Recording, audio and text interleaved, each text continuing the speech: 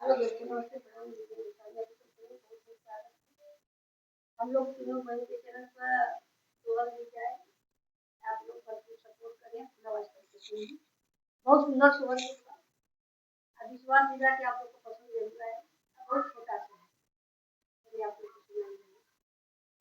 घरवा से निकलबा हुआ तंबरते हारन बना के सिहारनी हो।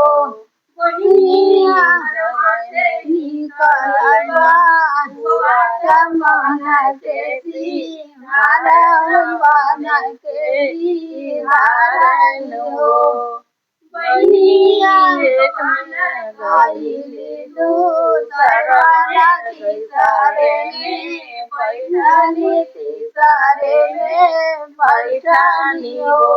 बनिया गईली दूसरा तीसरे में बैठनी तीसरे में बैठनी हो। बनिया गईया बेटा भाव चला कैसा हाल चला पूछनी हो। बेटी कसुनर छोड़ू हमसे बातवा हो हमसे बातवाई हो।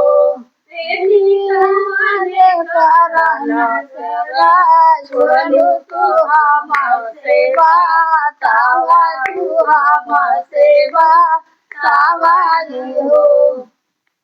माई सासु कन्हा रे दुनिया जाना दगेगा बंसी नाना कनीरा बंसी न हो।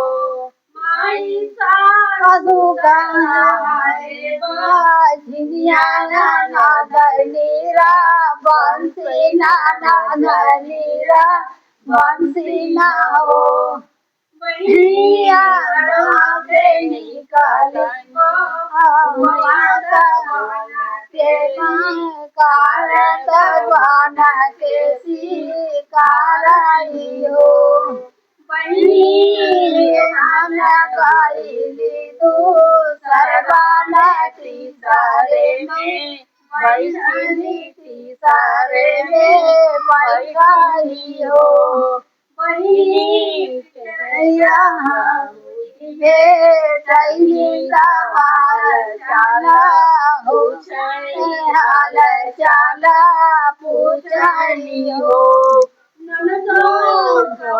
कराना गारा छोड़ो तुम के बातवा तू हमसे बातवानी हो।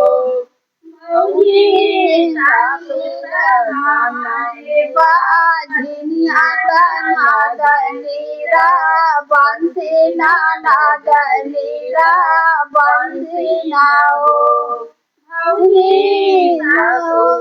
कहली बनिया दनीरा बंसी नाना दनीरा बंसी ना हो।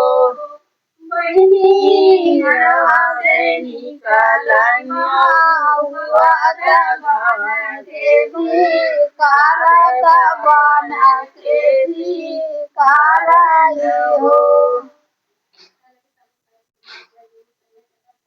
सपोर्ट करिए भैया।